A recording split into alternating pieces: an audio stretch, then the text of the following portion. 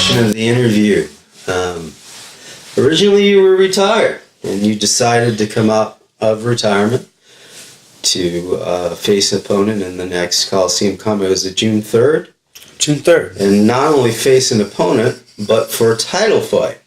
Mm-hmm. So what prompted you coming out of retirement and moving up in weight? Well, I'd originally moved up in weight last year. Got down to 155. Took too much out of my body. And it almost became more of a fight to make weight than the actual fight. So it was like everything was over when I got to weigh-ins. And I lost that fire for Saturday. Title fight, yes. What prompted me to come out? Very few things. I mean, I love my kids and I have a good time with them, but as far as personal satisfaction and enjoyment goes, fighting's one of the only things that can bring it to me. Jiu-Jitsu, training with my buddies, stuff like that. That's the stuff that keeps me happy. I was nervous about some health issues. They seem to be all okay. So there's no reason not to fight if I want to fight. And why bump up in weight and take a title fight? Well, as far as the Midwest region goes, I'm viewed as one of the better competitors, and I don't want an easy fight. So an undefeated stud from Indianapolis for a belt just seems to make sense. Now, one of the things that's very controversial today, and I know one of the general accepted authorities on fighting mixed martial arts in general is Joe Rogan. And of course, he has a podcast, and Joe Rogan is very anti-weight cutting. And he really feels that there are a lot of occasions where fighters are healthier, they fight better, and put on more dynamic performances when they fight closer to their natural weight. Well, when you talk to people that have cut like ridiculous amounts of weight like that, and then all of a sudden the body just goes, if something goes wrong, and your body doesn't want to lose any weight anymore, your kidneys start aching, you get kidney stones. It could be some serious side effects to cutting that kind of weight. Your thyroid too goes shit, man. It's so dangerous. You're literally getting to the door of death 24 hours before you enter into a cage fight. It's the craziest thing that we allow people to do in MMA. And the weight cut, if you do it poorly, it'll cause a lot of cardio issues.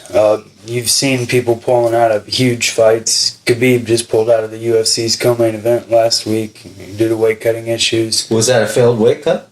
Yeah, it wasn't. He didn't miss weight. He got sent to the hospital during the weight cut. So yeah, I mean, so it was a failed weight cut. He almost killed himself trying to get the weight off. The last Colosseum Combat lost its main event. During the weight cut down to 185, Keith Smetana got the flu. And when you're already dehydrated and you get sick, it almost like quadruples the effect. I mean, everybody gets hangry, you know, you get so mad when you're angry and hungry, whatever. But times that by dehydration and still working out, and it's just too much. And with me, I mean, I have to cut weight while being at work. So it really is not conducive to a good fight. It's hard for me to put on a good performance at 55 nowadays. My body's just I'm too old. I'm 30. Now, you fought at 170 before, correct? Yeah, I did better at 170 than I ever did at 155, to be honest. And it's easy to think, like, the lower weight class you'll do better, but it's just different dynamics. At 155, guys are a lot quicker. You know, a little bit faster than they are at 170 for sure. Guys at 70 carry a little bit more power, but knock on wood, haven't been knocked out yet, so hopefully we can keep that going at 170. But at 155, it's just a completely different fight than at 170. I feel like it's almost like a different game plan altogether. Now, what about your opponent? Tell me about your opponent. Aaron Highball, he's undefeated. Good record, good boxing. Nice little 1-2. He's real tall and big for the weight class at 170. So size will play an issue. But I don't think he is as good on the feet as he is on the ground. has won most of his fights with ground and pound. I don't expect him to take me down, but you know, he might. I'm not really sure. I plan on standing.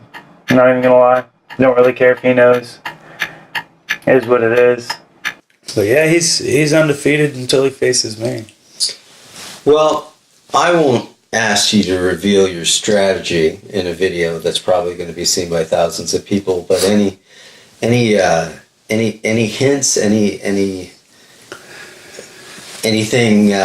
that you can clue the fans into that they might see that's a little bit different with this version of Dan Head at 170? Yeah, I'm carrying a lot more power nowadays. So you can expect to see me standing a lot more. And been working on my head movement, so hopefully I don't bleed as much as I have. Don't even know who you are.